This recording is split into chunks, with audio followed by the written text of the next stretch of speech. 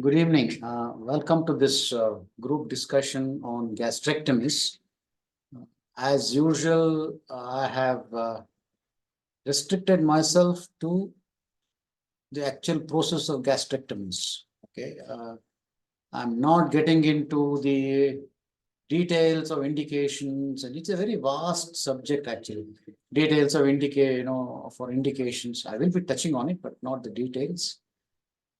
The treatment modalities, like when should you go in for surgery first, when should you consider neoadjuvant treatment and things like that. I'm not getting into it. That will be the, uh, the subject of perhaps of another group discussion, because that is a big topic by itself.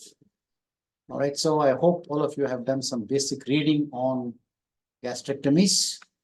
And so what we will plan to cover today in an hour is to have a very basic, I'm not interested in great details, very basic applied anatomy as it impacts on the structure and function after the various kinds of gastrectomies. A brief mention of which operation do you do when, and how do you define these operations? What are the kinds of gastrectomies one has, and how are they defined? Very brief techniques. Basically, I'm stressing on the principles that govern any kind of gastric resection. That's an important thing. And once you've done the resection, you have various options for reconstruction. And so we have to then understand which reconstruction you choose and why. That's an important thing. Post-gastrectomy care, immediate and late implications are there after one's gastrectomy, any kind of gastrectomy. Again, that's a whole topic by itself. It should be a discussion because it's very important, maybe of another class. But here we will list them and try to understand the very, basic concepts behind these post-gastrectomy situations. Okay, so what is more important is I want the postgraduates who may or may not be aware of these things, and you must read up about these things. As I said, if you're interested, we can have another discussion on it on another day. It's a multimodal therapy. That's a kind of, new adjuvant treatment and multimodal resections that we have, what we call multi-visceral resections. What is the role of cytoreductive surgery in advanced cancer? Role of HIPEC with CRS, cytoreductive surgery, and endoscopic methods. Lots of developments have taken place in endoscopic resections, submucous resections, and EMRs, endoscopic mucosal resection, and ESR, endoscopic submucosal resections. I'm not getting into the robotic procedures. And technically, when you do a sleeve gastrectomy, it is a kind of gastrectomy. I'm not talking about it. I'm excluding that so that we focus ourselves on gastrectomy, mostly open, and a little touch on laparoscopic. A lot of things that are done by open surgery are nowadays done by laparoscopy, and we'll look at what are the very clear established indications for laparoscopy. So before we define what what the different gastrectomies really mean, we need to understand the regions of the stomach. Samir, tell me, what are the regions of the stomach that you know of?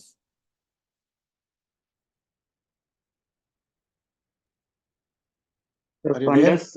fundus, yes, sir. Fundus? Yeah. Fundus, pylorus, Mhm. and fundus body and pylorus.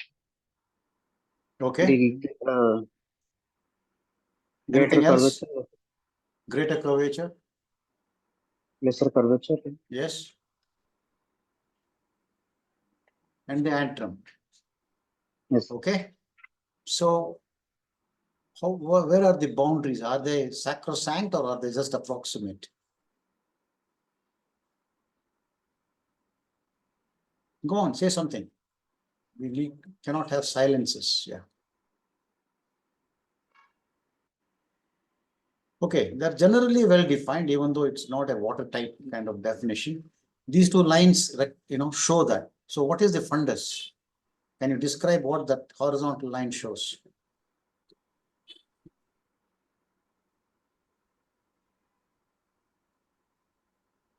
Minus?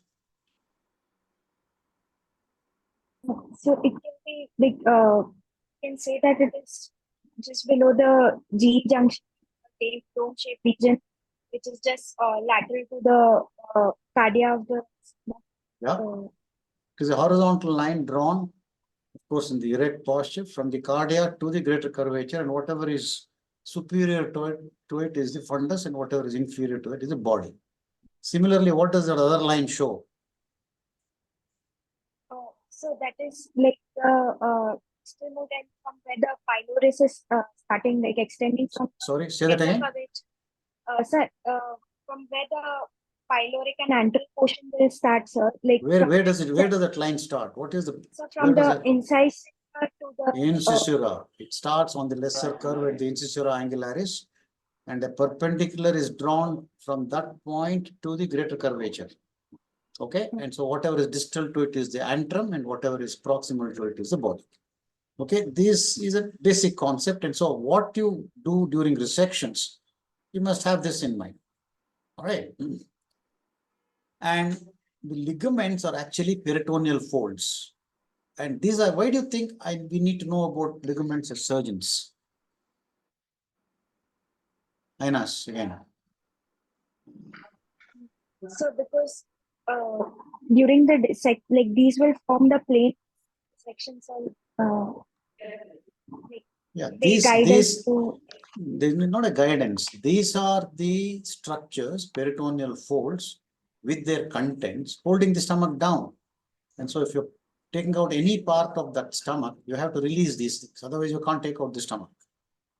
Okay. So what are the ligaments that you know of? so there is the gastrohepatic ligament, Yes. the gastrosplenic ligament, and the Yes. gastrocolic ligament. Sir. Yes. And one more, you're doing very well. Gastrophrenic. Yes, sir. Where would you find the gastrophrenic ligament? Like going posteriorly, like in the proximal. So all round, not just posterior, at the cardia. Okay. Yes, sir. At the cardia, that's where the cardia of the stomach, OG junction, is held on to the hiatus. That is the gastrophrenic. The rest are all explanatory. Gastrohepatic is the lesser omentum. Gastrocolic is the greater omentum. Okay. These structures have to be divided if you have to remove parts of the stomach. It depends on, in a total gastrectomy, all of them have to be removed. In partial gastrectomies, some of it has to be removed. Okay. And all right, arterial supply. Samir.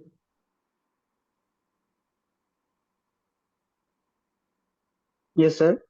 Go on, tell me the arterial supply. Same importance.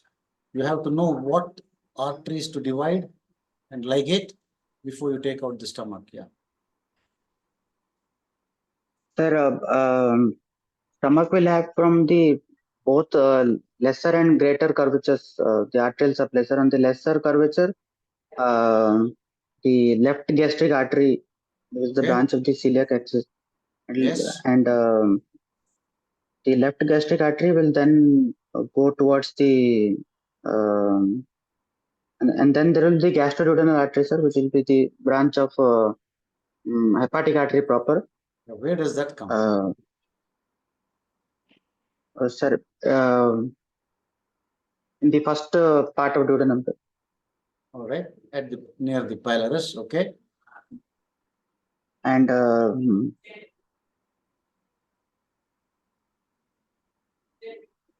then it will divide, sir, into right. Go on. Yeah. Yes, sir, it will divide into gastroepiploic artery, right gastroepiploic artery, and the pancreatoduodenal artery superior. Yeah, I'm talking about the stomach. So, right gastroepiploic. Okay. What else is there? What comes to the superior aspect of the pylorus? Anas. The left gastroepiploic artery. No, right gastroepiploic is over, left gastric is over. What else is there?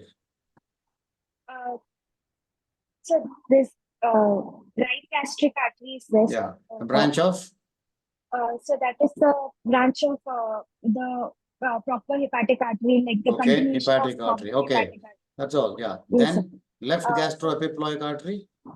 So that is like it's over the greater curvature, the superior Yeah, part, branch which is of, a branch of splenic artery, sir. correct. Splenic And what artery. else? What else? So the right gastroepiploic artery, which That's is a done. branch Right. of, Okay. Right yes, sir. gastroepiploic is done. So then the short gastric Short artery, gastric branch of the splenic artery, which will splenic artery. That's all. Okay. So that's what it is. All right. You have the left gastroepiploic, a branch of the splenic artery there. Short gastrics, again, branch of splenic artery. Okay. Right gastric from the hepatic artery, left gastric artery, and gastroepiploic coming from the gastroduodenal artery. The veins may follow the arteries. There is only one exception. Where does the left gastric vein or the coronary vein go? Where does it drain into? Azygous vein, sir. Azygous, Vinod G. Azygous is in the chest. Yes, sir. It is an anastomosis which is happening. No. Coronary vein drains into Portal vein. portal vein. Thank you. It drains into portal vein. All right. So that's the venous system. Next, all important, particularly when we talk about cancers, are the lymph nodes. All right. So this is for the seniors here. All right. Who will take it? Praveen, Yes, sir. tell me about the lymph node drainage of the stomach. Sir, N1 will be of 1 to 6, sir, perigastric lymph nodes. No, tell me the major locations and how they are named. That's all I want. Yes, What is 1 to 6? What are they called? sir. Perigastric lymph nodes, sir. No, they're called stations, right? These Station. numbers Yes, are called stations. stations. So Yes, how sir. many stations are there generally described? This is the 16 Japanese. 16 Correct. stations, sir. Good. So tell me, Sir. what are the, and how many groups are there? 16 stations and how many groups? You said N1, like that, how many are there? 4, sir. N4. N4. Okay. So tell me where N1 is located, where is N2, where is N3, and where is N4? We look at the stations later. Generally, where are they? Sir. You actually Like read them, seven. that much I can make out, but you need to be clear in your concepts. You know, you don't know. Yes, sir. I know, sir. Then tell me, why the silence? We don't have too much time, otherwise we'll go on for 2 hours. Yeah. Go on. Sir. N1 will be the perigastric, sir. Perigastric, N2 that's all. Okay, yeah. N2 around the celiac trunk. Along the major arteries. Major Not artery- celiac arteries, trunk is okay. one of Yes, them. sir. What are the other arteries that you should be concerned about? Epiploic arteries. That's not major, right? We just said that epiploic is right next to the stomach. So it is perigastric. That's N1 group. N2 is major arteries. That's why, you see, this is how you must understand and not mug up. I told you, what is this a branch of? I kept asking. Okay, when you mentioned about epiploic, for example, left gastroepiploic. I said, what is it a branch of? What is it a branch of? Celiac. Left gastro, splenic. Left. Yes, So the N2 nodes will be at those levels, one level beyond the perigastric. Okay, so N2 Yes. nodes are beyond the perigastric, which is along the major arteries. And where would be N3? N3 will be around hepatoduodenal, sir. Yeah, further away, And root of hepatoduodenal. mesentery. Yes, N4 would Sir. be N4 along middle colic veins. middle colic and para-aortic. Para-aortic regions. Okay, this is as simple as that. They are in 4 groups, N1, 2, 3, 4, 16 stations. Okay, you don't have to mug up these things. You don't, and I don't even expect you to name each one of those stations. I don't know them myself. If I need to know, I'll always look it up. Even in the OT, you can look up a picture, which I'm going to show next, and tell you what those stations are. It's very simple. N1 is perigastric nodes 1 to 6. N2 are along the major vessels originating from the celiac trunk, which means left gastric, hepatic, and splenic. It's very simple. N3 are located in the hepatoduodenal ligament and retropancreatic station 13 and route of mesentery.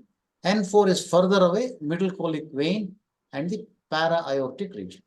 All right, this is the Japanese classification, which has found great favor across the world, and this is what is now followed. And this is a nice picture, and I can send you this PPT. You will get it on the net also. There's nothing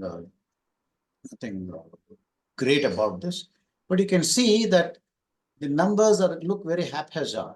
Okay, but you can see that they're all according to the groups that I mentioned. Perigastric nodes 1.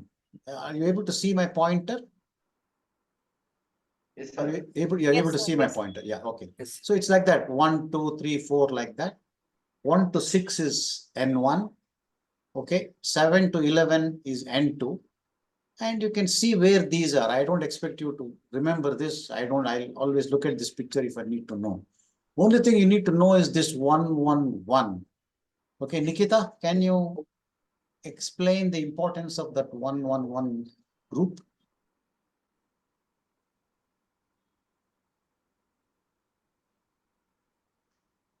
Anybody? Nitya? Sir, above the diaphragm, supradiaphragmatic Yes, good. region. Correct. What is its significance? Sir, it's almost like a distant spread involvement, like distant metastasis. Metastasis, you think it's M1 or M0? It's not M1. M1, sir. It's not M1. M0. It's still M0. it's M0. It's not meta. That is why it's there. It's a lymph node. It carries importance for it has to be removed in OG junction cancers. Okay, particularly Okay. CO1, for example. A part of your lymph node resection is this supradiaphragmatic group called the 111 station. Okay, that is its importance. All right, so we also have to understand physiology. Tell me, Aynash, why do I need to know this physiology of the stomach as far as gastrectomies are concerned? So depending on what the type of gastrectomy we do, sir, like the stomach is lined by different cells at different points, Yeah, and they'll have different secretions, sir. yes, So because of that, like the absorption of good. It'll certain- have metabolic implications. When you remove certain parts of the stomach, certain factors go away because that part of the stomach is not there, and it'll have metabolic implications. All right. So what are these secretory products, main secretory products that you would be thinking about when, as a surgeon? So well, first is HCl, sir, Acid, and mucus, acid and mucus, sir. yeah, Then then there is also secretion of pepsinogen, sir, which will Yes. happen. okay. Okay, Yes, sir, like mucus, HCl, intrinsic factor, and pepsinogen, sir. yeah, good. And Okay, so And- when you talk about acid, you must look at what produces acid, and that's gastrin. Okay, where is gastrin produced? so the parietal cells. No, it's not parietal cells. Present Acid is produced in the parietal cell. Where is gastrin produced? by the G cells, sir. in G the cells. Where are G they cells. located? Antrum, sir, and the Sorry? Where? antrum of the Good, stomach. good. Yes, sir. See, these are the two main ones. There are others, but where is intrinsic factor produced? Intrinsic factor, parietal cells. Yes, Again, chief cells, correct? chief Yeah, cell, yes. yeah. And where are they? What location of the stomach? What part of the stomach is it secreted in most? So the fundus, the cardia and fundus. Fundus in the body. Okay, gastrin in the antrum by G cells, intrinsic factor from the fundus in the body, and that is by the parietal cells. There are others like ghrelin, somatostatin, histamine, pepsin, mucus and bicarbonate. Different parts. Ghrelin, for example, is an appetite-inducing hormone in the fundus. Somatostatin, anywhere in the stomach, also in the pancreas and the small intestine. Histamine also everywhere. So these are less important, but the two things I put it in larger fonts is to impress that what has a big implication on the outcome after gastrectomy are these two factors. Okay. And it's not just the secretion, motility also is affected when you take out parts of the stomach because it has its own physiology as far as movement, as far as motility is concerned. So what are the major aspects of motility that you know of? Nikita, I haven't asked you for a long time. Go on, tell me.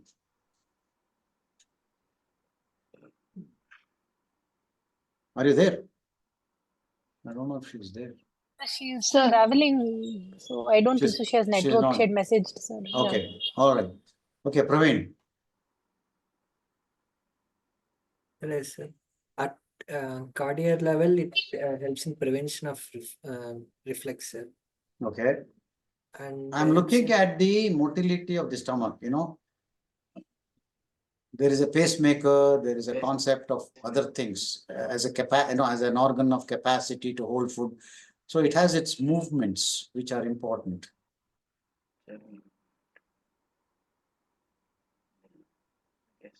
There is a resting movement, resting activity, okay? And there's a pacemaker, and that is in the fundus, and it's gently moves down, maybe a kind of a peristalsis, but not truly peristalsis. The pacemaker in the fundus, gentle movement is initiated, it comes down towards the end. What does receptive relaxation mean to you? Without pressurization, sir. Sorry? Without pressurization. No, that's esophagus. You're still in the esophageal motility disorders business. Forget about pressurization. What is receptive relaxation? The term explains itself. When we have food, automatically Yeah. the stomach dilates. The stomach dilates. That's right. Okay? It doesn't contract. It actually dilates and accepts more food. And that is a very orderly process again. And what is the antral mill?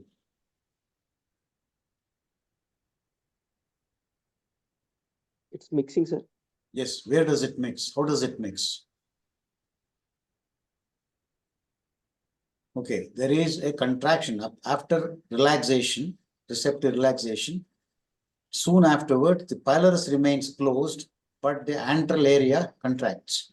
And so there is a churning, as it were, the food gets pushed against a closed pylorus, rebounds back, and again, the process keeps happening.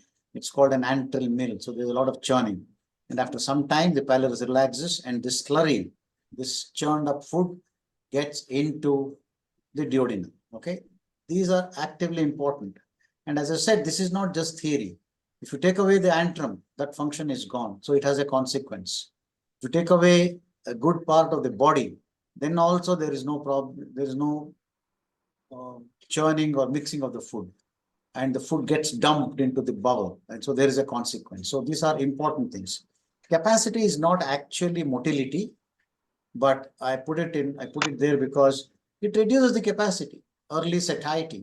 That's the principle of our obesity surgery, for example.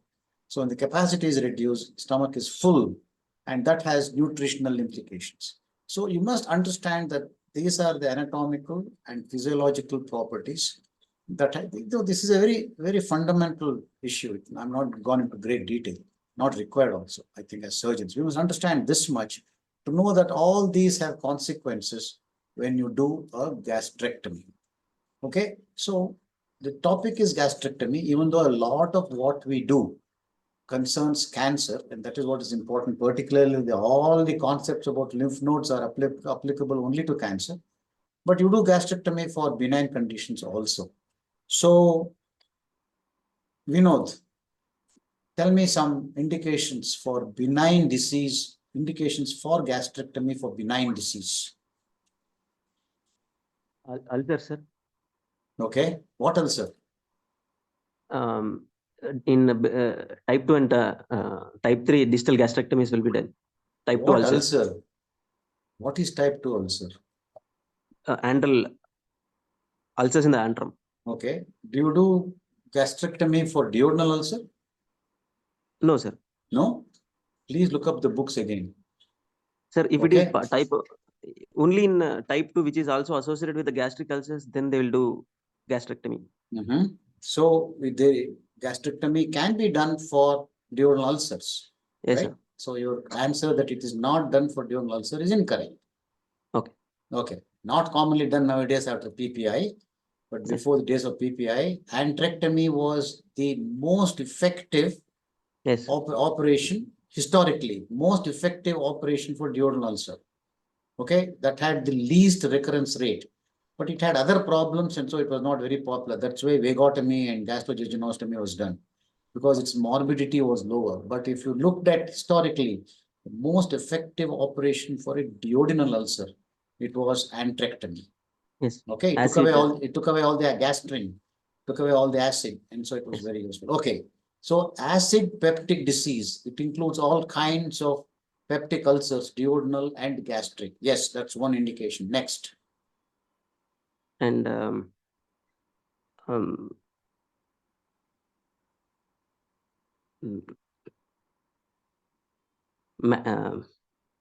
Praveen, Meniere's disease. Meniere's disease, Meniere's or Menetrier's? Meniere's disease. Oh, okay. It is Menetrier's disease. Okay. Meniere's disease of the, what is that disease? Ear. Inner ear giddiness. Yes. That's why I asked. Okay, go on. Next. And GIST, sir. Yes, benign gist. Yes. Okay. Yes. Menetrier's is a very rare thing, but I didn't include it. But I agree it can be done. Very rarely for gastroparesis, when it becomes impossible, it becomes a very flaccid bag.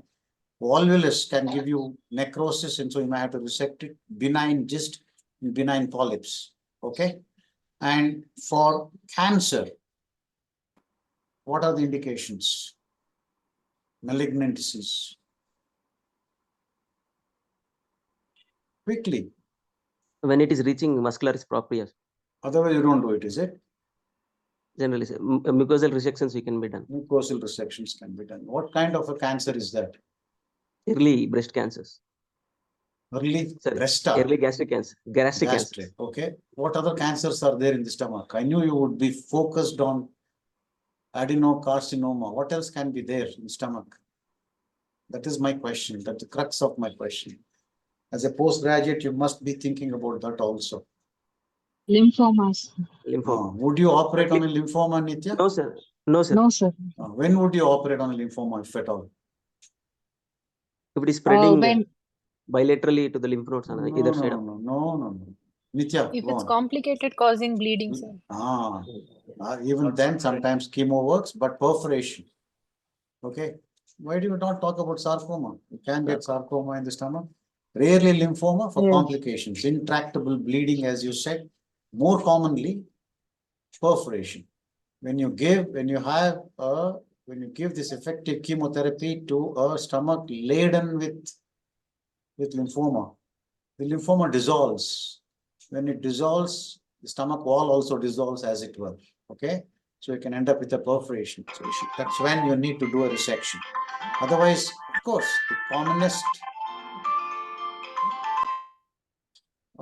the commonest indication is a carcinoma.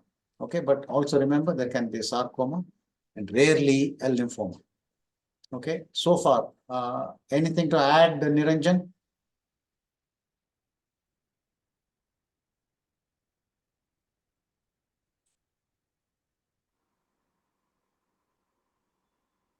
All right, Ravi, anything to add so far? No, sir. I think fine. Okay, so when I talk about considerations, I look at the stomach as an organ. And what are the important things that a surgeon should bear in mind, which has a direct impact on the resection? Okay, I'll involve the registrars in this. Ajay, you want to have a go at it? Sir, Guru Shanta Prasad, I see that you're on. Welcome, sir. Yeah, sorry, sir, I joined just now. No problem, sir. Anytime Okay. you want to add something, you're most welcome. Yeah, Sir. yeah. Yes, sir, yes. Thank you. Ajay, Ajay, tell me, what would be the considerations that a surgeon has when he's thinking of resection? So who is Definitely the quality of the who's life. Ajay So is that? Okay, sorry. Who's Ajay? Is not Ajay, sorry, I should have introduced. I did introduce him once. He is a registrar at Rashtrottana Hospital. Okay, Yeah. okay, right. Right, go ahead. Hello, sir. Ajay, Good yeah, evening. good evening. Go on.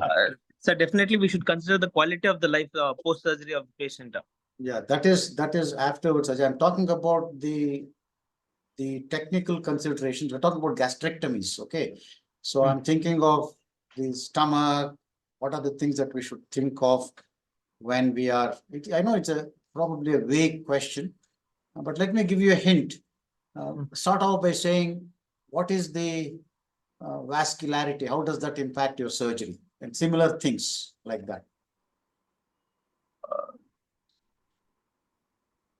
Okay, let me give you these things and start off with that. So the main things that we are concerned about would be the extent of resection, depending on where the pathology is. You must look at the lymphadenectomy and what it involves. And once you have resected, you need to have reconstruction. Okay, these are the three things, and we'll consider each one of these as we go along. So when you look at resection, you're looking at the types of gastrectomy that you have. What are the names that you know of, Ajay, of gastrectomy? I'll start off with a total gastrectomy. Yes, Like that, what else do you have?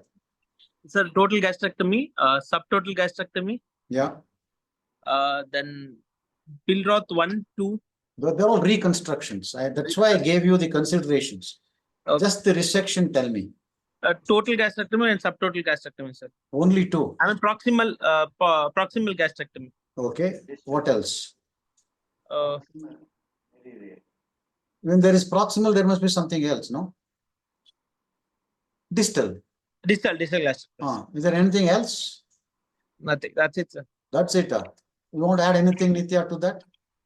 Pylorus Pylorus preserving that preserving distal Pylorus gastrectomy. preserving. That is also called central gastrectomy. Center. Anything else? So there is something like standard and non-standard gastrectomies. Like Okay. Okay. Standard gastrectomy will involve a D2 That lymphadenectomy, is, which has a yeah, curative no. intent. That's okay. As I said, that takes it one step further for lymphadenectomy. Only in the stomach resection, I had this in mind. So I've Hemigastrectomy, added, subtotal gastrectomy. okay, I've added antrectomy here, not a commonly done operation, but this is not necessarily only for cancer. Gastrectomy was the heading of the topic. So antrectomy can be considered, as I mentioned, in acid peptic disease. Otherwise, distal, proximal, total, subtotal also is described, and pylorus preserving, which is also called central. Okay. So what is the definition of these things? What is the definition of a subtotal gastrectomy? For example, distal is self-explanatory. Antrectomy is explanatory. What is a subtotal gastrectomy? Okay, the literature is not very clear about what subtotal is, but a large part of the stomach is removed and a small part just beyond the cardia is preserved, okay, which essentially translates to about 80% of the stomach being resected. If that happens, you call it a subtotal gastrectomy. Okay, but there, if you ask me, is there a standard definition? There isn't one in the literature. Okay, proximal gastrectomy, as it explains, is removal of the cardia to variable lengths of the fundus and the body, and only the antral area, the distal part of the stomach, is preserved. Okay, so these are the kinds of gastrectomies that are available. And lymphadenectomy is depending on the stage of the disease and the station that we remove. Okay, that's what has to be described. Ajay, have a go again. What are the types of lymphadenectomy that you know of? Radical lymphadenectomy, sir. It's now D1, radical. Now that the radical is, you can describe it, but it's less defined than the D1 and D2 like that. What are they? Yes. So D1 is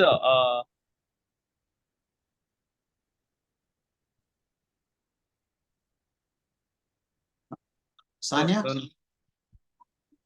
Sir, D1 is usually removing perigastric lymph nodes, No, which tell me is in considered. terms of and stations. It's a very well defined now.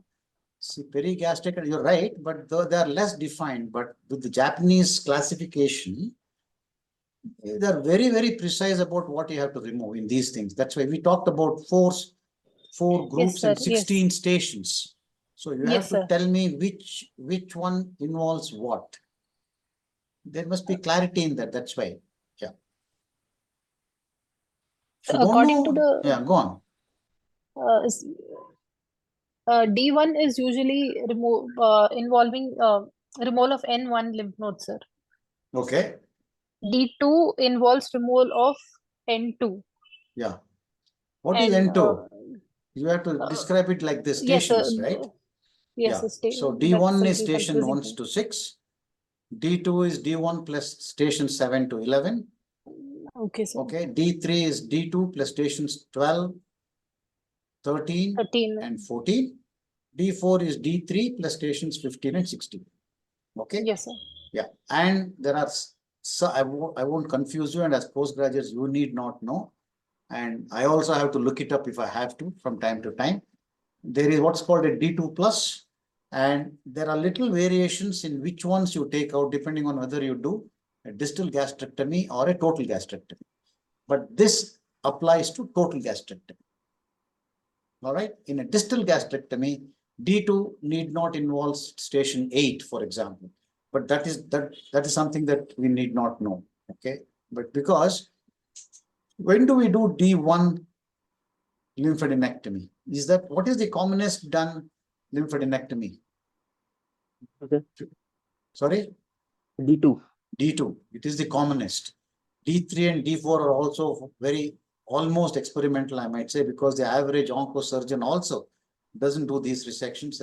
They're basically for studies. When is D1 done? That is important.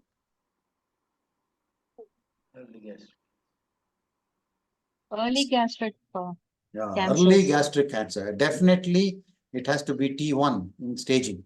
Okay. So once you understand that this is the lymphadenectomy that you have, that you do, then you go on to the resection principles. Okay. Sanya, sir. Go on. Sanya, why do you have to do lymphadenectomy for early gastric cancer? It is usually disease that is limited to the mucosa, not breaching the muscularis. But why do you Yes, have sir. to do? But why do you have to do lymphadenectomy?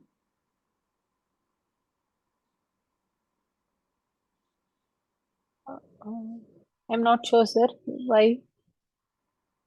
But you said that you have to do Yes, sir. D1 Yes. lymphadenectomy.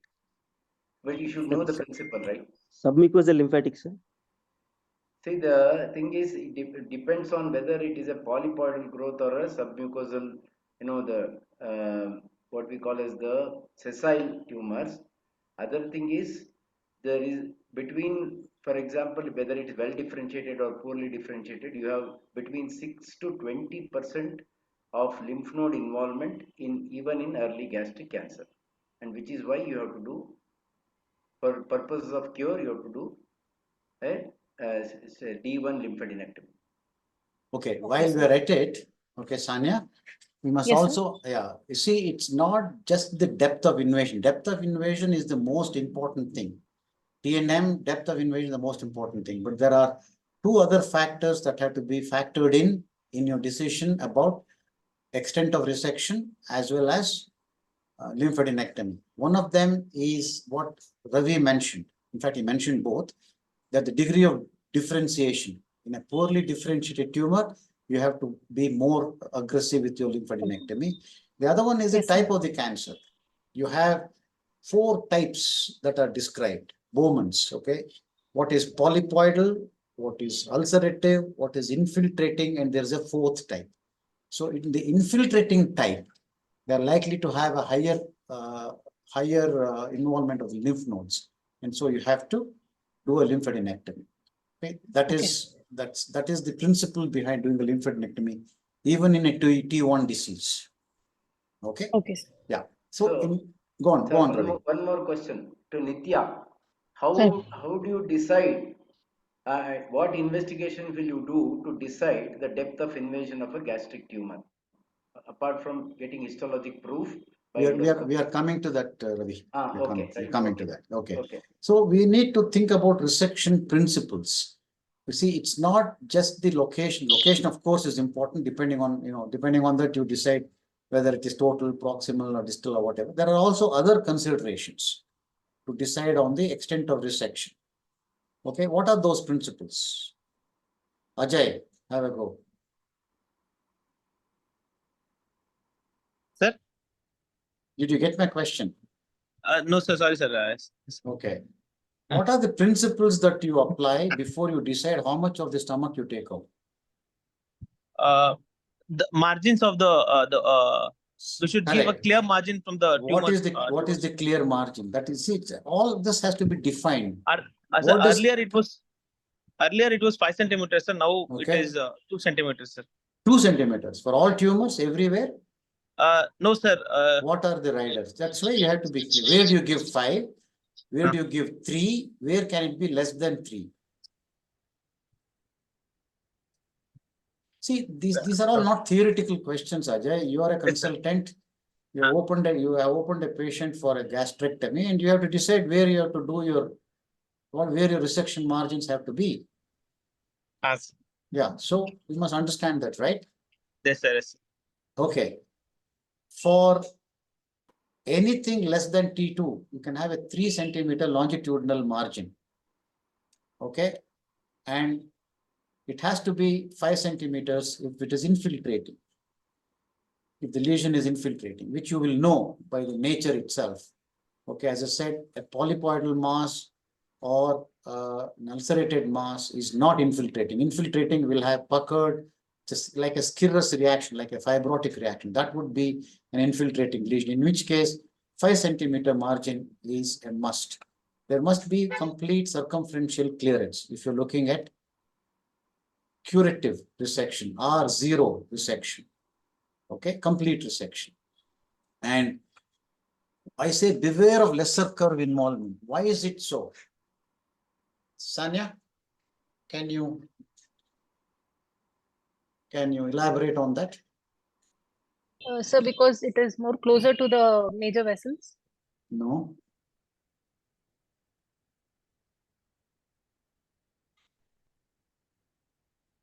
What is the length of the lesser curve compared to the length of the greater curve?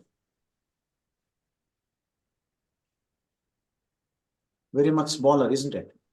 Yes, sir. Yeah. And so, but these resection margins do not change. Okay, sir. Okay.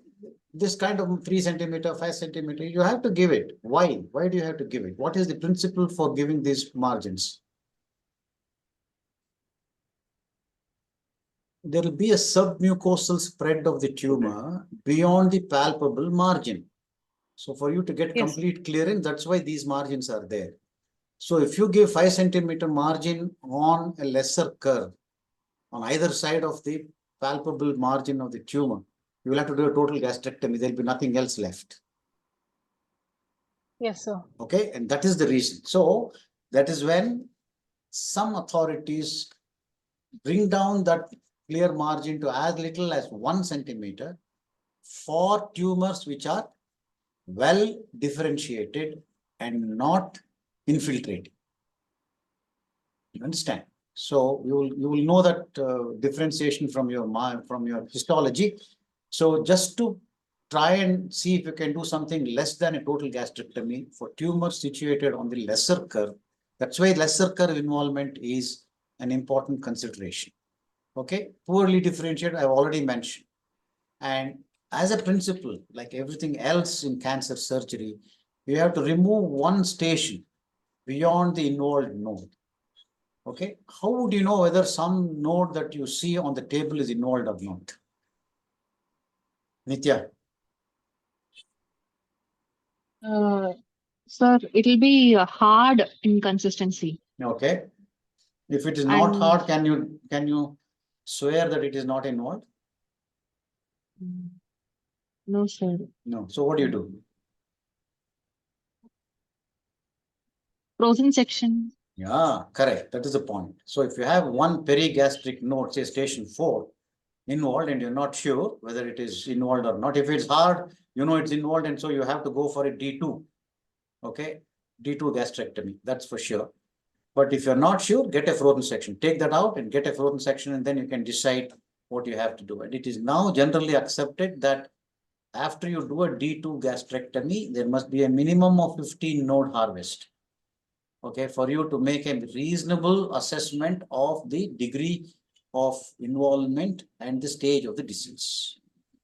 Okay, so a good D2 specimen will have a minimum of 15 nodes harvested. Okay, so we now come to the TNM staging. I do not expect you to mug it up and know it by heart. I don't know it myself.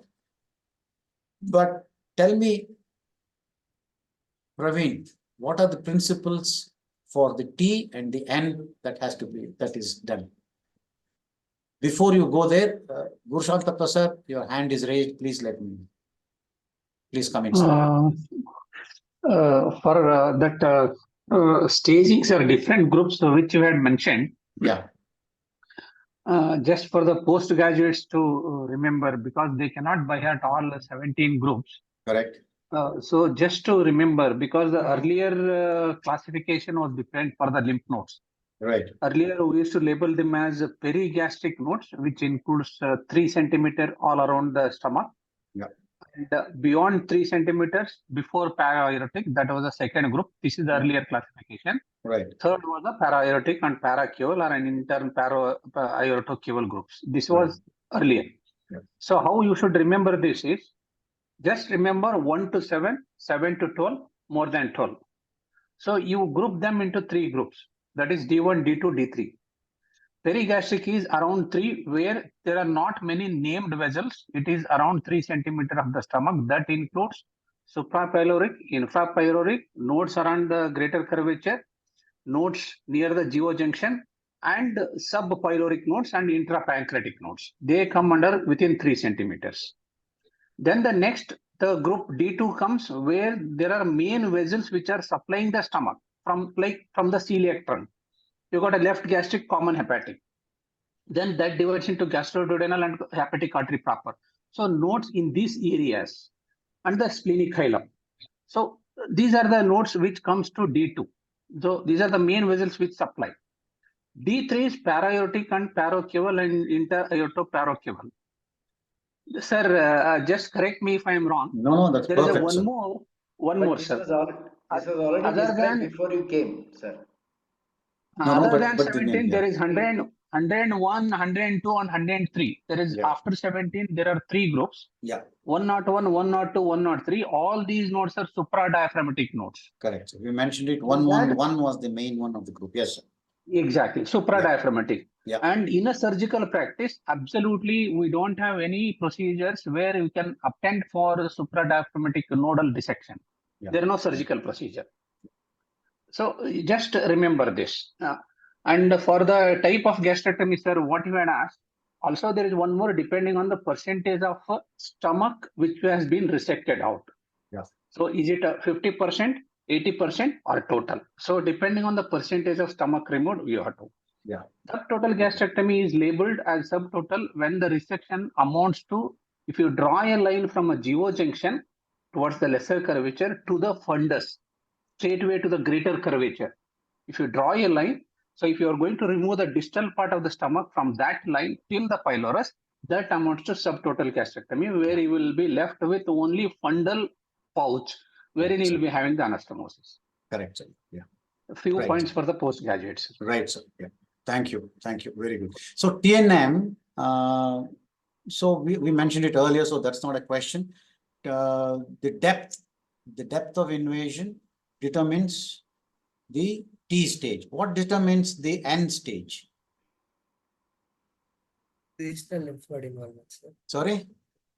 Based on number of lymph nodes. in Number of regional lymph involvement. nodes. Good. It's not the station. Okay. That's what I wanted you to know. It is the number of lymph nodes that are involved. As I said, N1 is 1 to 2 regional nodes, N2, 3 to 6. As I said, I do not remember this. So if I need to, when we do a resection, all I want you to do is look at the resected specimen, look at the histology, and see this kind of TNM chart is available everywhere. So look it up and then properly label that particular case as belonging to this particular TNM stage. It's as simple as that.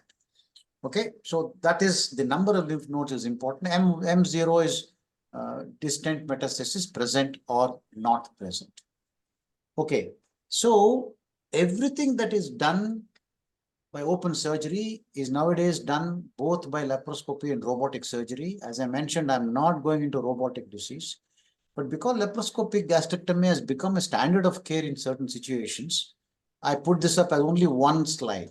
Okay, so according to international guidelines, I don't know if you guys have read these guidelines. I would strongly recommend you read. There are American, Japanese, and Korean guidelines. Where do you think laparoscopic gastrectomy has been advised?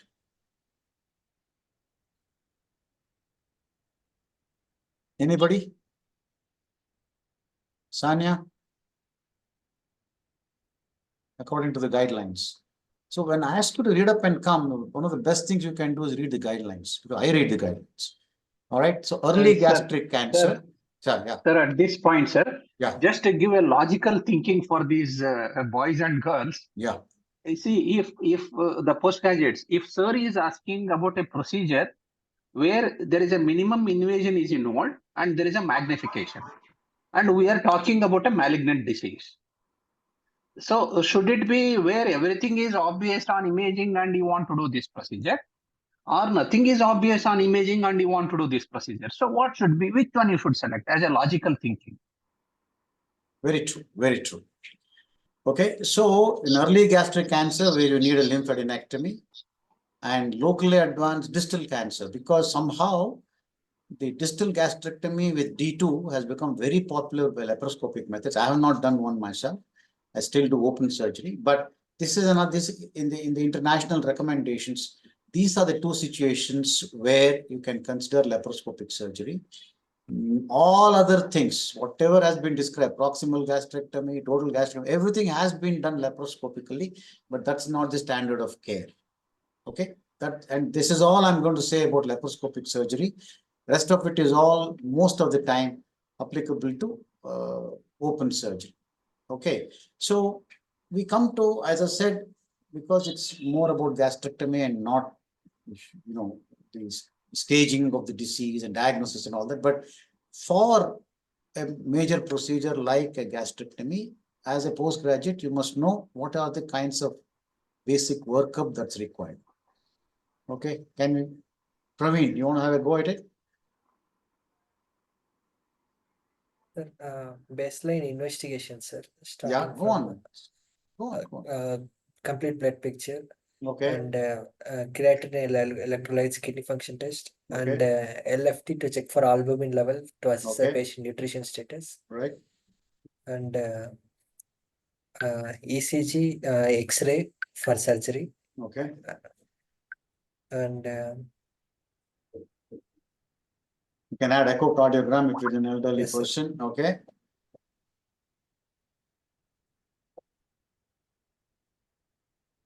What about the disease itself? yes, sir. You have to do certain things. And, So what would you do?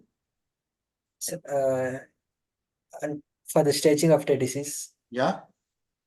basic starting from endoscopy, ultrasound, and to check meds, we'll do PET CT, sir. Okay. On an endoscopy, what are the things that you're looking for? One.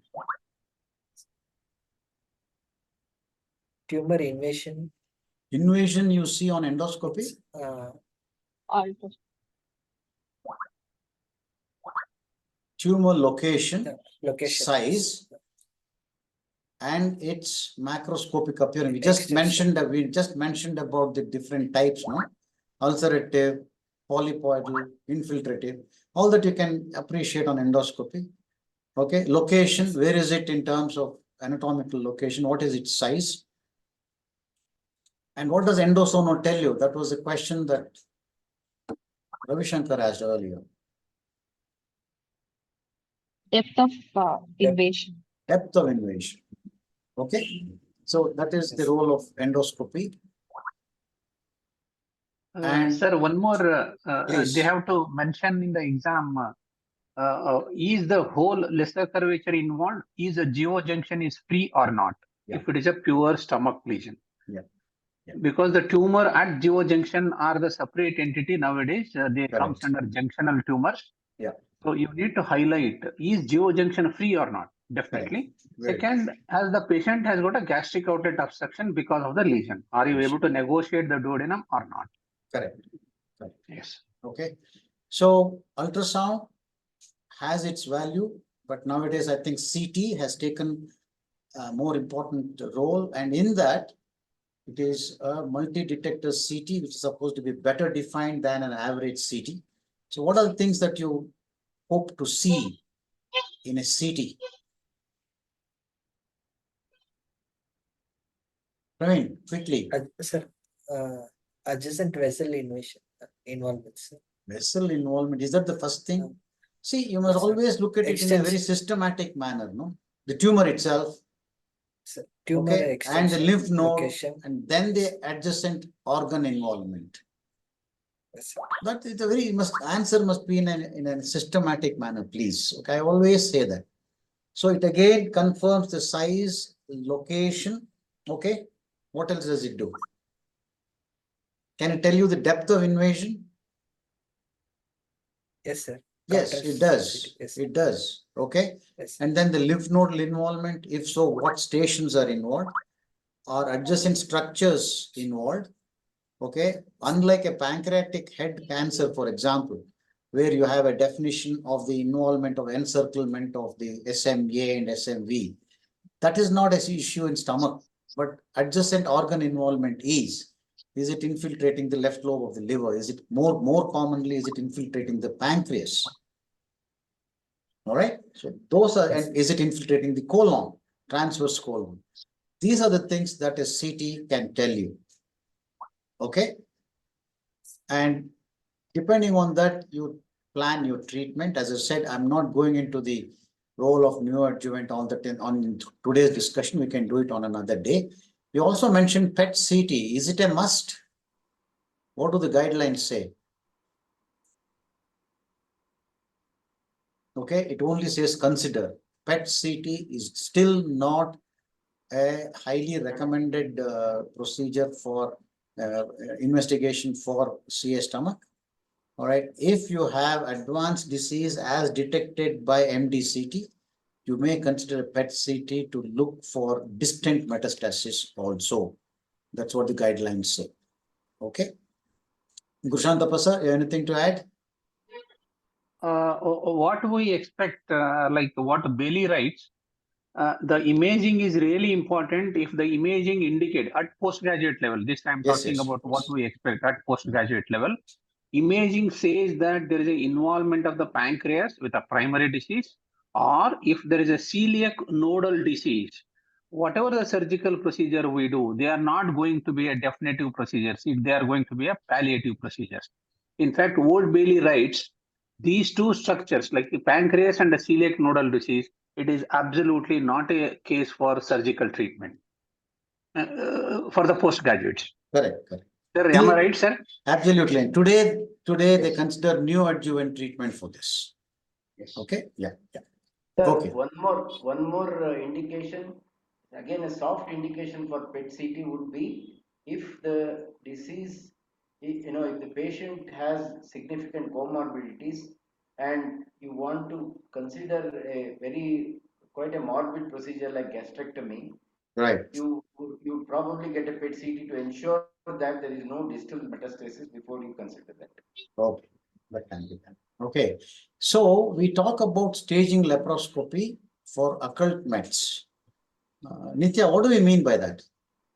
The answer is actually on the slide already. When there is a peritoneal deposits which Yeah. cannot be identified in a By- CT, then a CT.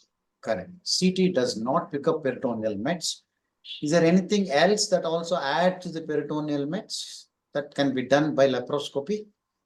So nowadays, before taking up a major procedure like a total gastrectomy or a D2 gastrectomy even, we put a laparoscope in. One of them is to look for peritoneal mets. Is there anything else that can be done by laparoscopy?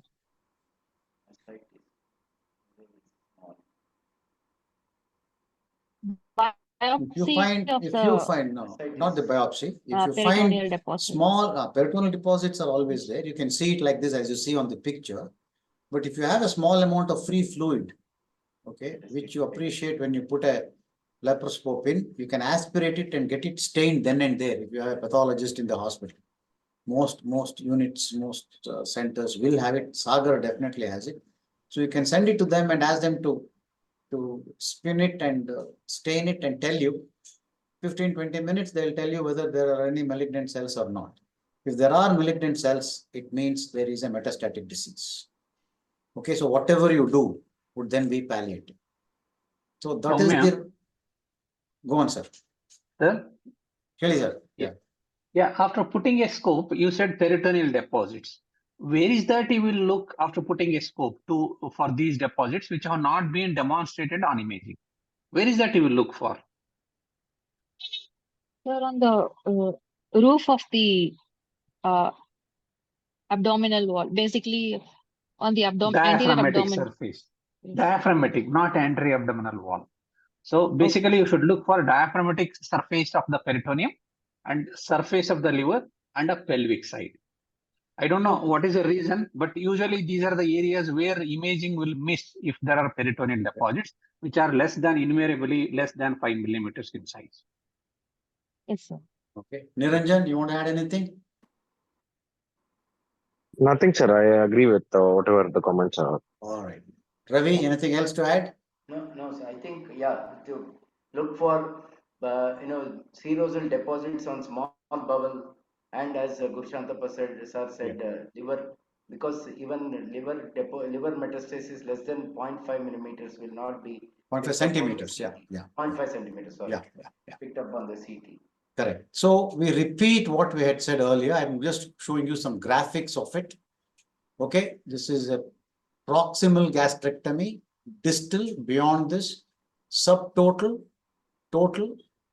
We haven't mentioned so far, but there's also a wedge resection that you can do for small early cancers, T1 disease or benign disease. Remember, we can't completely forget benign disease in this. And of course, the central or the pylorus preserving gastrectomy. Okay, at this stage, can you tell me what is one disadvantage of a pylorus preserving gastrectomy? It has to do with lymphadenectomy. I'm giving you a chance, a hint. Infrapyloric. Correct. Infrapyloric Subpyloric. It's called the subpyloric group. I think that's called group 4, if I'm not mistaken.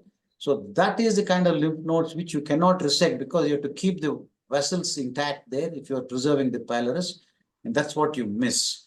And that's one of the disadvantages. But the advantage is that you, of course, retain the pylorus and you practically help the patient get away without dumping. Okay, dumping syndrome. That is the advantage. Yeah, go on. Can you give an example for wedge resection? One of the commonest indication for wedge resection.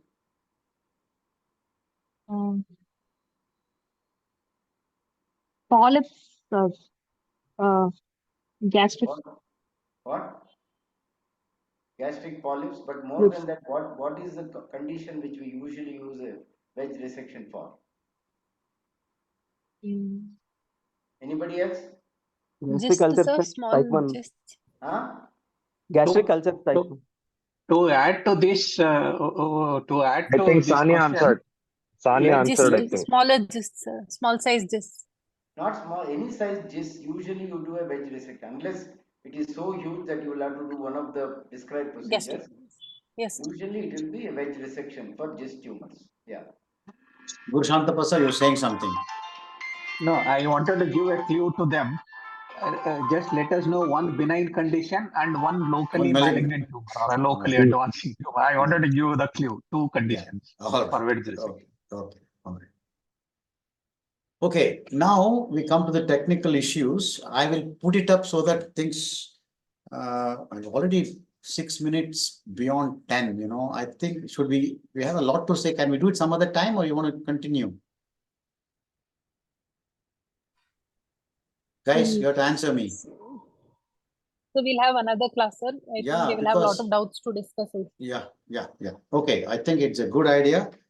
I will, because somehow this discussion went on and on. And Guru Shanta Prasad, the same thing happened in Shimoga. And so Yes, sir. it was well received. I think everybody was happy, but we couldn't cover a lot of things. But I do believe in a discussion like this. Discussion is much more important than rushing through things. Correct. Really appreciate you coming and joining us, sir. Please Yes, join sir. us Yes, sir. on other occasions as well. We will Yes, sir. appreciate Yes, sir. and really value your inputs. Yes. So we will look at all other things later. We can schedule another class, Sanya, whenever it's convenient. You please do that. So before Yes, we close today, any questions or doubts from or comments from our students and registrars?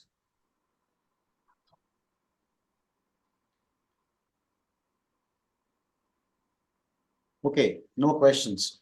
Niranjan, your comments, please, before we.